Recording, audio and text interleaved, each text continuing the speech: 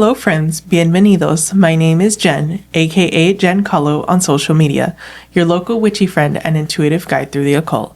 As always, my lovely husband and co-host is David, aka Premier Pulse on social media. Hi everyone, on today's episode, Jen explains Danza de los Voladores, also known as ritual flyers. Welcome to the show, grab a chair, make yourself at home. Jen's got stories to share, you'll never feel alone. We have such an interesting topic today. When we were kind of rattling our brains to decide what we were going to bring to honor the Lion community in the month of May, this was actually the first thing that came to mind. So I'm really excited to talk about today's subject. It's a very unique ritual that I think if you're not necessarily privy to Mexican culture or even geographical parts of this region, you probably don't know what this is. I didn't know much about it, and I still don't know. I'm going to learn everything from you today, but it visually looks really cool. So I'm super excited to kind of see what it's all about. Some people may have seen it as it's been going viral on TikTok. It's the guy playing the flute on like a super tall pole and then the four other men basically flying off of it. Yeah, they strap like their ankles, right? And it almost looks like a maypole with like the ribbons. And as they're going down, they don't dive off, but they slowly start like spinning. Yes. And they're free falling and they're just held on by their ankles. So it's a really interesting ritual. So I literally cannot wait to hear all about it. Yeah, it's so interesting, so dangerous, so scary, and so cool looking, all wrapped up in one. Yes. So this is a fertility ritual. And when we say fertility ritual, we mean agricultural fertility. To have like a good harvest, make sure everyone is good. So basically where this came from way back, years ago in the BC times, there was this great drought. And they needed something to appease the gods. And there was a child that had this godly vision from the sun god, that the sun god requested that folks go all the way up to the sun and then basically twirl off as an offering. So that's how this started, was somebody's psychic vision, which is cool. That's awesome. And it makes sense, right? Like if you want to appease a sun god, you're going to go to the highest point possible and do your ritual. I know when we were first coming up with the topics, you mentioned, well, what's like the spirituality to it? Or like, is it just an entertainment thing? And I didn't know the history, but I was like, I can't imagine there's not some cultural significance. And I said, it's probably a ritual. Yeah. Do you remember that? Yeah. Yeah, and it is. A lot of people are like, is this just some cool looking dance or circus act or something to entertain? But yes, it is a fertility ritual that's Mesoamerican in nature. So there are 5 men that go up and go on the pole. The most famous ones are from Papantla. Am I pronouncing that correctly? I don't know, but we should tell the people that we've been trying to say this word for the past week. We've been checking ourselves. We've been trying to do pronunciation. So that's the closest we're going to get. And I think we're just going to refer to them as voladores throughout the episode. Yes, the most famous ones are from Papantla. Yes. That's how you pronounce it. But this flying tradition goes all the way down to even Nicaragua. Oh, okay. So it's not specific to Mexico or even that region. Yeah, so everything that we're saying, Mexican, Mesoamerican, Central American folklore and history is not as well documented as European history. So the few sources that I could get, the majority of them central around the most famous ones, which is Papantla. So there may be variations. And that's the tourist attraction. Like if you're going to go see these flyers, you're going to go to see those specific flyers. They also had a little bit of a resurgence because there was a pretty funny YouTube video that came out, mostly for Spanish speaking folks, where there was this like officer who refers to them. He's like doing a whole thing. And it's a funny bit if you speak Spanish. It's kind of interesting how we have things that go viral here in the US, Spanish speaking things, but all over the world, things are going viral for their specific regions. And that's like a super viral video. But if you don't speak Spanish or you're not like in tune with that culture, you're not going to know what I'm talking about. But if you do know what I'm talking about, you know how funny that video is. And it also, it's one of those things that doesn't translate into English. So like, I wouldn't even do it justice by translating the video. It's just so much funnier because there's like nuances, there's slang, there's all these kind of cultural things that you need to be privy to understand it. But it's really funny because they've referenced this specific dance. Yeah, so there are 5 participants, 4 flyers, and 1 corporal, which is like a leader or a priest. And the corporal is the one that plays the flute and dances on top of the pole. The pole is between 18 to 30 meters tall, and in feet, that's like 100 feet. I was going to say, what is that in American? Yeah, that is 100 feet, about Wow. 10 stories tall. It is freaking tall. 100 feet is crazy. You can like hurt yourself jumping off 6 feet. Like if you go up 6 feet and like fall off, you can hurt yourself. Yeah. Like significantly. So imagine 100. That would be insane. There is something called terminal velocity where at a certain height, like it doesn't matter how much higher you go, the impact is the same. I'm pretty certain at 100 feet you're hitting that terminal velocity for sure. And then the top platform, like where the corporal is dancing and playing the flute, it's called the manzana or the apple. And that is only maybe 3 feet in diameter, if that. That's tiny. Yes. Yeah. And then you see the square spinning platform where the flyers dive off of. The square platform is only 4 inches thick.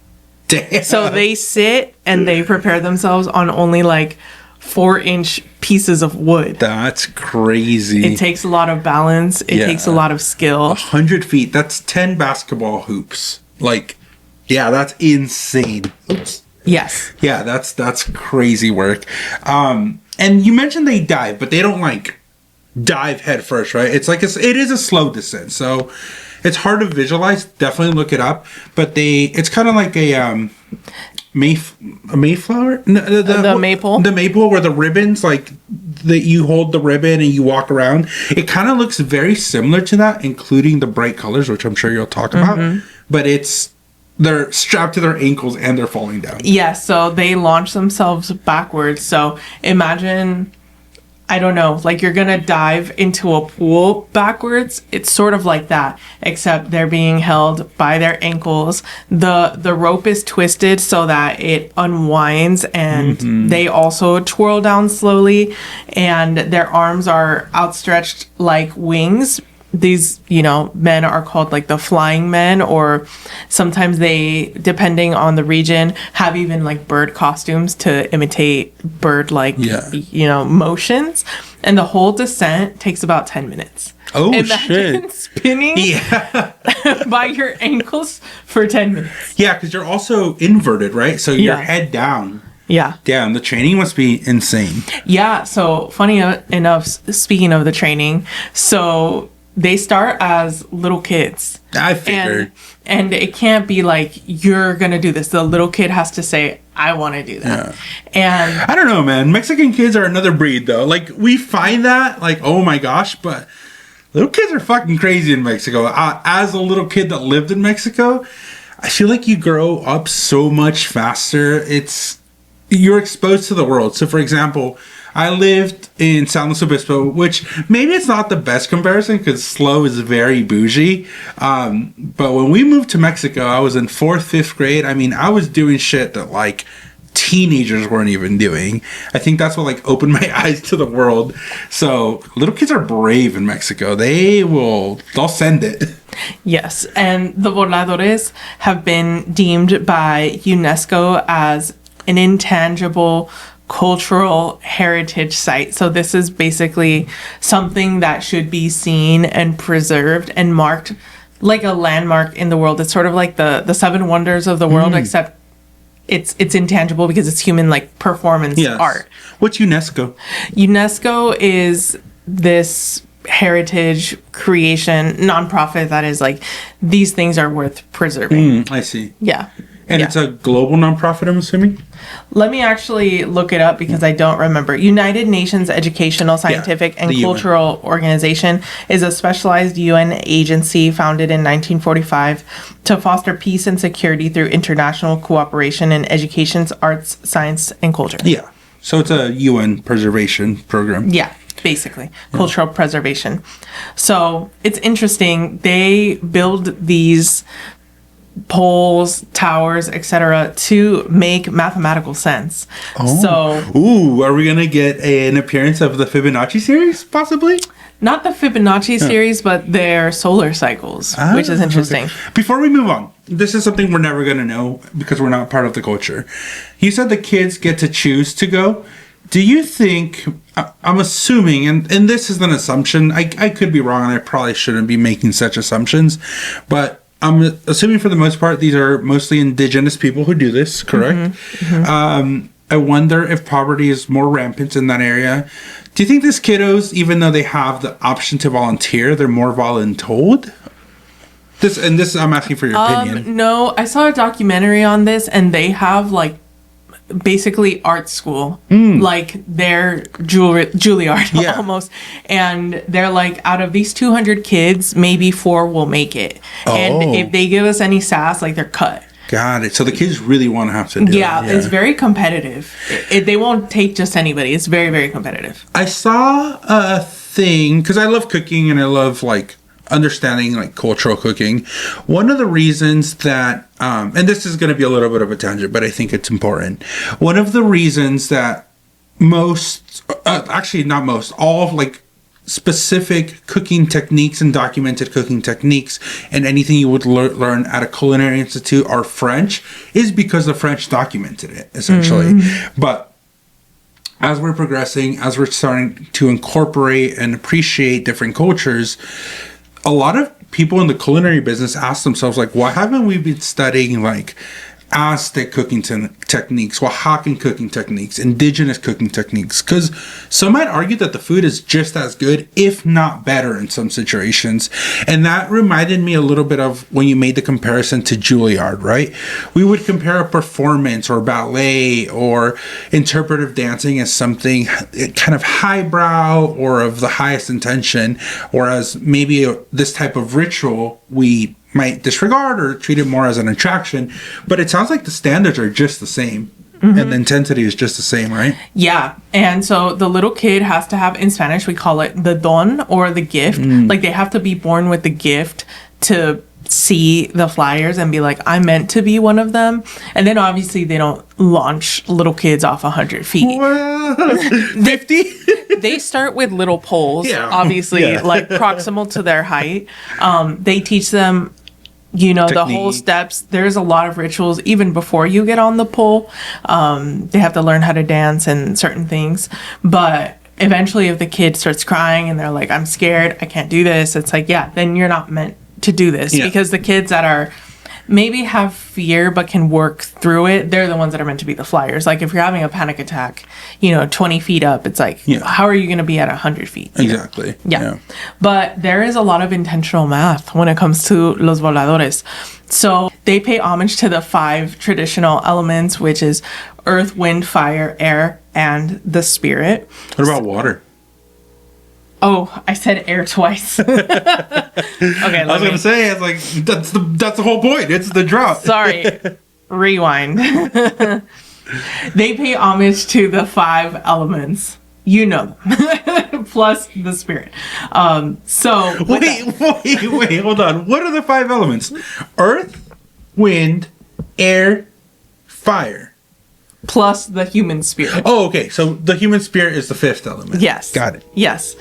So they have the voladores that represent the 4 elements, and then the corporal or the captain is the spirit element. The unifying. Yes. So they're the Mexican Captain Planet, essentially. basically. And they start their descent from the east because the sun rises in the east, and in Mesoamerican tradition, the sun is really the life source. So they pay a lot of homage to that. And the descent takes 13 rotations. So if you count... Oh, so it's all calculated. It's all calculated. Wow. So if you count how many times like that they twirl down, it has to add up to 13. Otherwise, they need to adjust their pole. You know what's crazy? You mentioned it takes 10 minutes. So each rotation takes more than... Well, eventually, it's sort of like a pendulum. Eventually, it gets it wider. Expands, right? Yeah. Right. Yeah. So... So in physics, and the closer you are to something, the faster you spin. So that's why when ice skaters do a jump and do a spin, they like bring their body in and tuck it so they can spin faster. I wonder if the same principles apply. So as they're closer, as they're falling, maybe they're a lot faster, right? But as they expand, but wouldn't inertia make them go faster though, now that they have more travel space? Think about the diameter of the circle that they're making. Yeah, that's true. So the rotation would be longer, It's right? like a Christmas tree. The very top is skinny and the bottom is wider, like a cone. Yeah, so the beginning they must be going really fast, right? If I'm understanding physics correctly. Yeah.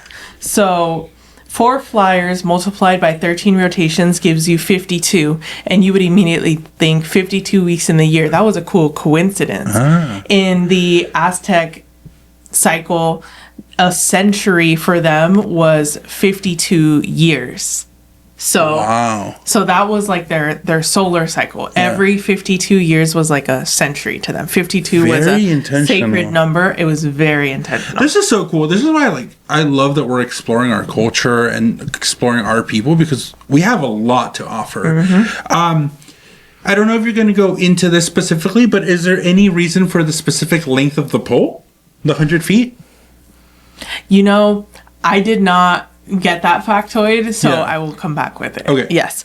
But it is really tall because you want to be as close to the sun god and the sky and the celestial sphere as possible. But the pole really connects the sky, the ethers, the heaven to the earth. And then also, obviously, it has to be cemented a certain way down. So also into the underworld. Yes, because it can't just be flush. No, you're right. Yeah, it's like any building. There needs to be a foundation. With building foundations, now we have better technology with cement and supports and beams. But before, it used to be about 50-50. So kind of what you see, like if you saw a skyscraper, about 50% of it would also be for the foundation. So I forget it goes deep also. Yeah, maybe it doesn't go 100 feet deep, but it has but to. It needs so that to. It's it needs to go deep enough. Yeah, and I'm assuming it's made out of wood. Yes. So, fun fact: in the ancient times, they had to harvest a pole each time. Like a Christmas tree almost. Yeah. But obviously not sustainable. So now they will cement the tree that they choose, or funny enough, the oil industry will donate metal poles for them to just be a permanent fixture there. The irony is not lost that the oil industry is destroying the planet, and this is a very connect with the earth ritual. It's destroying their agricultural fertility, and they're like, my bad. Here's a big 100-foot pole. Here's a big pole. Let's go frack the shit out of this land. Okay. No, that's super interesting. I love how the math connects, how everything is intentional, and we talk a lot about intentionality on this podcast, where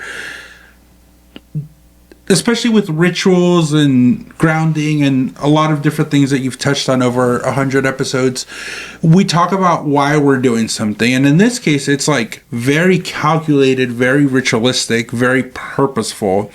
So that's really cool to see, because, at face value, it looks like entertainment. It's very bright colors. Obviously, it's a great human feat, but there's reason behind it. And I do hope they're getting their bag. Obviously, they should be making money from the tourism, and they should be charging, and they should be funded well. But at the core of it, it's not about that. It's not about entertainment. It's about ritual. Yep. I also see that, usually when you do a ritual, when you do a sacrifice, when you do an offering, you want to give something that costs you. In this case, they're appeasing the gods with their life or their bravery, right? It's not just here's a piece of our livestock or some of our crop. there is a sacrifice element that I haven't gotten to Oh, yet. hell yeah. Yeah. Let's do this. So this is older than you might think. It's at least 2,500 years old. I believe it, yeah. Yeah. I wonder if even back then they went 100 feet. Yeah. Yeah. Yeah. So the Spanish colonizers documented this around the 1500s, but they let it go because they were like, oh, they're just playing a game or they're just doing a dance. So because it wasn't very threatening, they didn't really police it. I was about to get ready for the appropriation or like how the Spanish or the church, what's the thing we keep saying? Like they keep appropriating it for consumption into Christianity, but they let it be. They said, let him fly. Yeah. They were like, it's just a cool party thing. Yeah. Yeah, whatever. And it's probably, that'll keep them busy, right? Yeah. So this is mostly attributed to the Totonac people, like we mentioned. So how does the ritual start? Basically, what happens at the beginning? So they abstain from sex, they fast, they do cleanses if they need to, like with the ramos or with the branches when they whack themselves with the leaves and stuff. Yeah. There's a lot of spiritual preparation, and traditionally, just like any group of people, you're going to have a more liberal faction and a more conservative faction, but traditionally only men are allowed to be flyers and part of the process. There are some factions that are now allowing women and girls to do this, and there are other factions that say absolutely not. Yeah. But traditionally this was only men. How often is the ritual performed? I mean, it depends on the reason. At Xcaret, which is like a nature park, it's hard to describe. How would you describe Xcaret? So Xcaret is, I would say it's like a theme park resort, but it's built in nature. Full disclosure, I think they've been in some hot water for disrupting like natural habitats. It is an attraction. That one is for attraction purposes. But it's really cool. They try to incorporate nature. So there's like caves and like natural lazy rivers and entertainment, as well as I think hiking trails and Safaris, snorkeling, all that stuff. It is man-made, but it's made in, I would say, like kind of a sanctuary, right? Now, I do ask, how often do they do it? I'm sure, like you mentioned, there's two factions. One is for entertainment, right? There's probably like scheduled programming so people can experience it. But I'm more curious, like, was it done once a year? Was it a big celebration? I can't imagine this was done monthly or weekly. Yeah. Originally, right? Yeah. So from what I see, obviously for entertainment purposes, like at Xcaret, they do it at least daily, if not more, like maybe even multiple times a day. Yeah. And then for the actual spiritual purposes, I saw at the equinoxes is around when these folks would do it or as needed. Yeah. It almost reminds me of the luau's in Hawaii, right? If you go to Hawaii, you're going to find a luau. You don't have to search far. Yeah. But for the ritualistic purposes, I don't think they were doing them at all times. Yeah. You want to hear something cute about a luau? So I went to Hawaii the year that we met. Actually, we met and 3 days later I went to Hawaii for like a week. And I went to a luau by myself because the person I went with was busy. They were a local and I didn't have anybody to go with. And I remember the whole time I was like messaging you and saying like, I wish you were here. I wish we could experience this together. Mind you, we had just met 3 days. This was like a weekend. Yes, this was like a weekend. And while I enjoyed myself at the luau and it was super fun, the fire dancers were great, the roasted pork was great, the whole time I was like, I wish this girl I just met was with me. Here we are 10 plus years later. Yeah. With the podcast. With the podcast. And we have gone to Hawaii together. So... yes. So the dancers, they fast, abstain. How long beforehand? A few days before. Okay. It doesn't exactly say how many days. Imagine, because we're assuming that at this place they probably do it twice a day. They just have to like be monks essentially. This is to touch the tree. Yes. If you're actually like harvesting from beginning to end. So you give thanks, you ask the earth for permission, you harvest this tree, but the whole time it cannot touch the ground. So this takes a lot of manpower to like cut it slowly, basically bring it down and not have it touch the earth. Yeah, it has to be all precise, essentially. This requires like 100 to 200 men. Jeez. Yeah. That's crazy. And then they have to carry it to the desired site. And obviously there are some people that have to work on like digging it far enough. Yes. And then you take a turkey or a chicken or whatever you find or have at the moment, and you throw it in the pit as an offering. Mm-hmm. And then after that, you raise the pole, and then it's allowed to touch the earth, and then it squishes. Kind of cements between earth and then the heavens. And it crushes the bird as a sacrifice. Damn. Yes. Awesome. So only 3 specific types of native trees were considered appropriate, and they're all at this point currently endangered or threatened. So because of widespread deforestation, a lot of modern poles, like we said, are either like reused or the oil industry donates a big ass metal pole. Well, I can't wait to hear more about this tradition after this ad break. Today's episode is brought to you by us, Kythera Collective. If you've been vibing with the energy of the show, then you're going to love the Kythera Club over on Patreon. It's a space that I built for the cosmic, the curious, and the slightly chaotic. You know who you are. With 3 delicious tiers to choose from, we start with the chocolate level at $4 a month, which gains you access to weekly horoscopes and the exclusive Unhinged podcast, where I say things that don't make it to this main feed. It's sweet, it's spicy, and it's just for you. Next, we have the cafe level at $7 a month. This is where things really start to get cooking. You'll receive access to exclusive workshops, monthly virtual hangouts, and a private Discord community where you can chat directly with me and receive exclusive behind-the-scenes updates. It's magical, cozy, and a little unhinged in the best way. Finally, we have the tequila level. This is the VIP lounge. At $25 a month, you'll receive everything from the previous tiers, plus a personal 15-minute one-on-one session with myself or David each month, and discounts if you want to extend the session. It's a whole vibe and a powerful way to receive personalized guidance. So if you've been laughing along with us, crying, or rage screaming in agreement, come hang out with us at the Kythera Club. Head over to patreon.com/JenCalo and choose your tier. If you want to sponsor an episode and advertise with us, go to our website, www.jencalo.com. All right, now back to the show. Welcome back. Let's continue the timeline of the ritual. The dancers make all of their own stuff, like they bead their clothes, they make their own flute. They actually carve the flutes and make their drums as well, because there is some drumming involved. Everything is intentional and handmade. Again, depending on the faction, sometimes they have local artisans help out, but for the most part, the more famous ones of Papantla, they make all of their own stuff. Now, you say drums, and I want to paint a picture for people, because from what I've seen on the videos, they're not traditional, like, banging drums. They're, I think what they're called, hand drums. Yes. Where you, like, spin them on a stick, and it has, like, 2 little balls and strings, and then that makes the rhythmic noise, correct? I don't know if they're drums like that. I didn't get a good picture of the drums, but there is a flute and a drum going at the same time. Yeah. So... And it's a very unique sound. The drum, I mean, bass is pretty...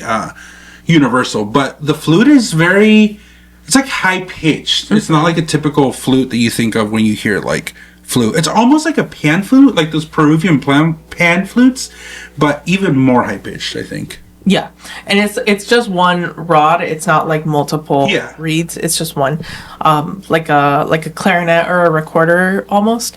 But then when they do the ritual, they start dancing at the bottom of the pole, and they have to move in a certain way. Again, starting with the east to petition, like we're asking for a bountiful harvest, fertile soil, sorry for any discretions, and asking for permission to go up to the heavens. Yeah.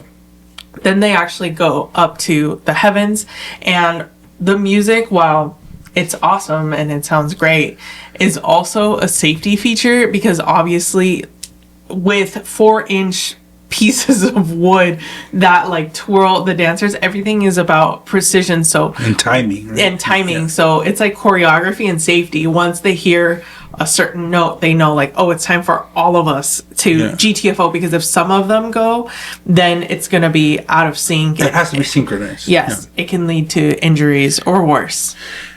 I'm assuming that the rope is already wound by the time they get up, or is part of winding it the ritual too? Like when they're doing the dance at the floor, are they winding They're it? not tied up at that point.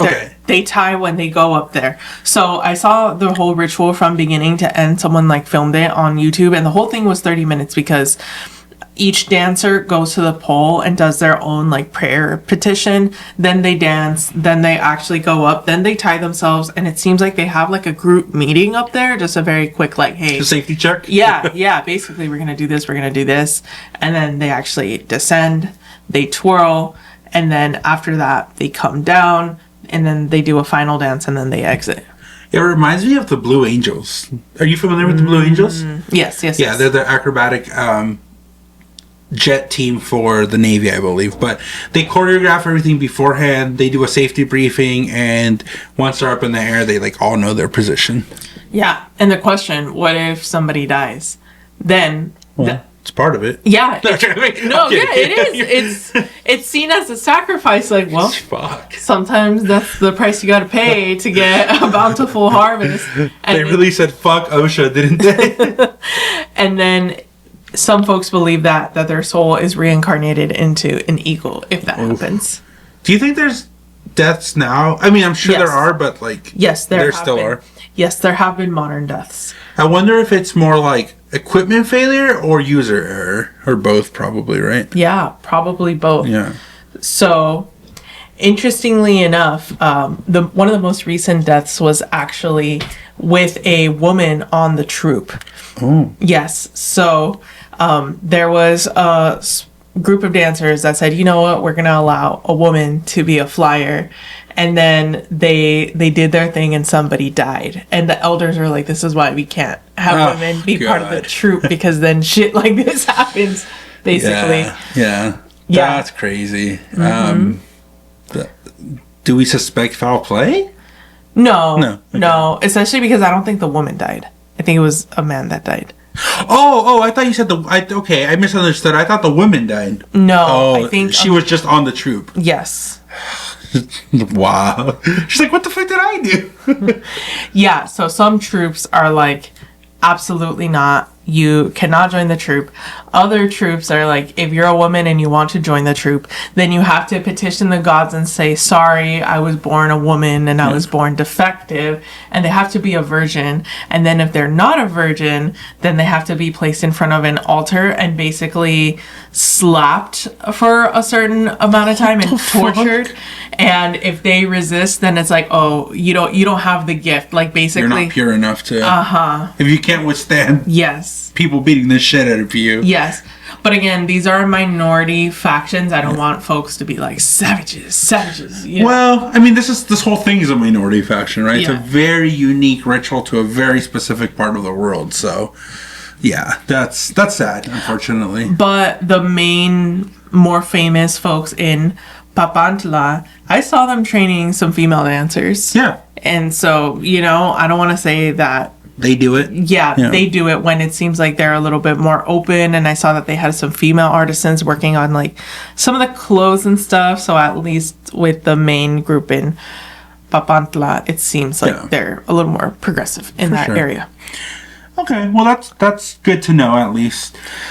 And then Papantla was very interesting with their school. They interviewed like one of the elders there, and they said it's sort of like a birthing hub of dancers, sort of like with sports, how you can have a concentration of like good sports teams or good athletes, and then they get recruited. So in Papantla, they're like, yeah, we develop a bunch of great dancers, and then they're hired all over the country.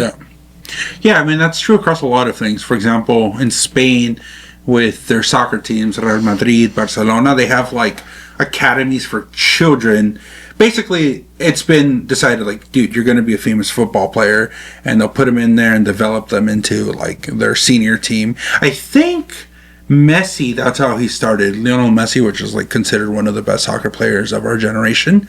He was like at those academies, and they essentially like trained him and did that. Don't they call them cradles? I don't know what they call them, but it's so serious because in Messi's case, he's Argentine, so he's from Argentina and like lived in Argentina, but he moved to Spain to join the academy and then like again went through the ranks essentially. So that's kind of crazy if you think about it. Like you're sending a child, you don't know their potential.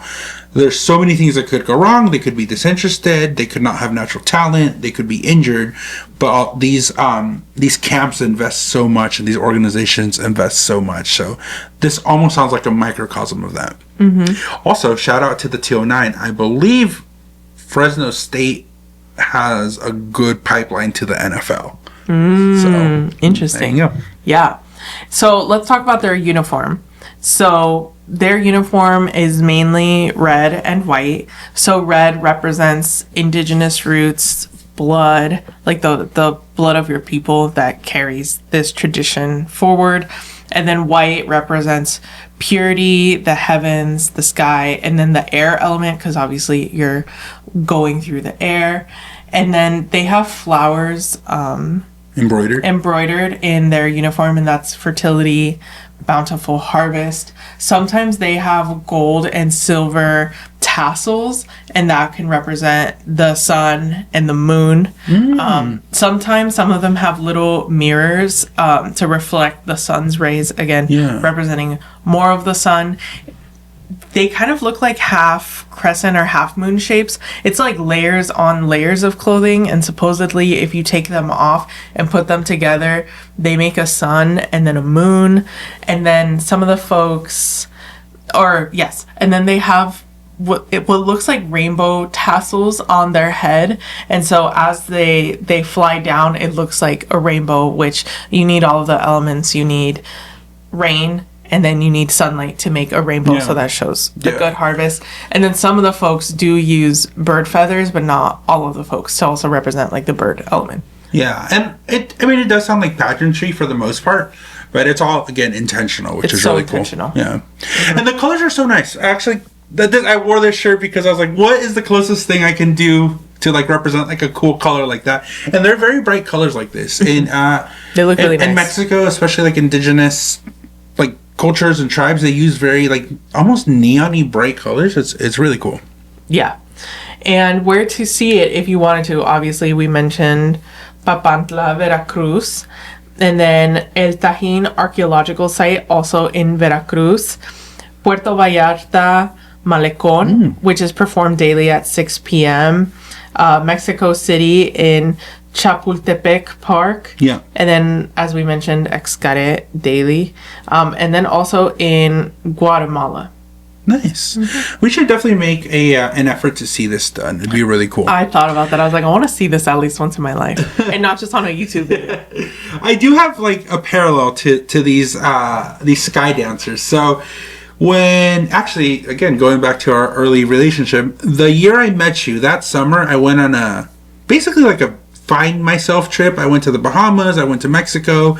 I was gonna have a big life change moving to LA, and on that one of those trips to Mexico, we went to Acapulco, and there they have something super famous as well, and those are the cliff divers. So they dive off cliffs into like basically the ocean. It's not like a sanctioned body of water. It's like legit the ocean, and these cliffs are super high, probably 100 feet.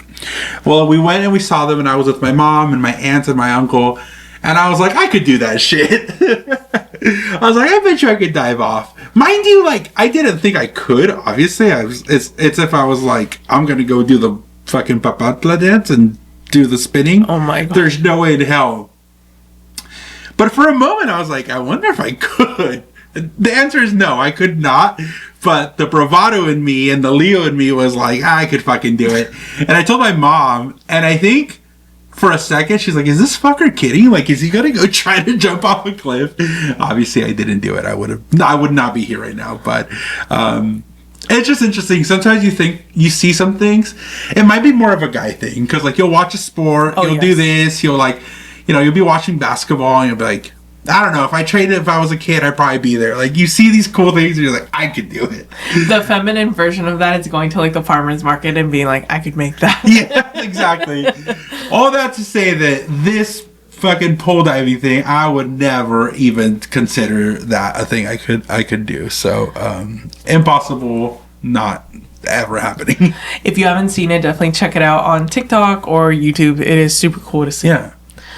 All right. We do have some fact checks from previous episodes. All right, let's get into it. So, were the Phoenicians the first to use language? I think it's something that you said. Kind of. They were the first among the state level societies to use an alphabet. Oh, that okay. was like phonetic.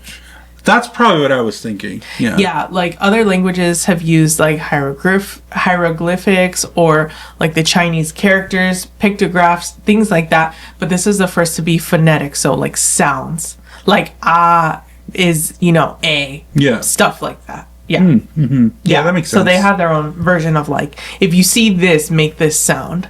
I don't remember when the hell we were talking about Phoenicians, but I do remember it was like something that we were talking about a long ass time ago. So that's really cool that even back then we had these concepts of language and documentation and using symbols to represent sounds, and it sounds like maybe they were the first people to do that, right? Mm-hmm. I wasn't way off. I think you're close. in the episode I said they were like the first to develop like written language or something like that. So I don't remember exactly what you said, but I just wanted to fact check that. And then the second one, the purpose of a hearth, both heating and cooking back in the day, but now it's just seen as the place in front of the fireplace. Ah, okay. No, that makes total sense. That episode I do remember. It was funny. You said something along the lines of like, it wouldn't really save that much energy to like keep the fire going, like turning it on and off. I was like, yes, it would. Like, wood burns at a very high rate, and you were like, oh, okay, I see. Yeah, because essentially we were talking about like leaving your fire on all day, and I said, well, no, if you can like turn it off and use a communal fire outside where you don't need as much, you just need the flame, you don't need a roaring fire. What I meant was, I guess, more for ceremonial purposes. Like, I bet I see what you're saying. Yeah. No, but you specifically said, how would it save energy to like turn it on and off? I was like, because wood burns. I guess so. Yes. But and then we have some comments from some previous episodes. Ooh, exciting. We have 4 comments, so luckily. But the first one is from Tasha Collins Martin on Spotify. This was for the Sylvia Brown episode. Really good episode, by the way. Yeah. I don't remember if I was editing it or re-listening to it, but we do have a call to action on that one. There's still a cold case that has not been solved, and that podcast sparked a lot of conversation, and it just brought back memories for people, and there's still an active cold case. So if you have not listened to the Sylvia Brown episode, I highly recommend you listen to it. And even if you want to hear what I'm talking about, just kind of skip towards the end, and we do have a call to action. Mm-hmm.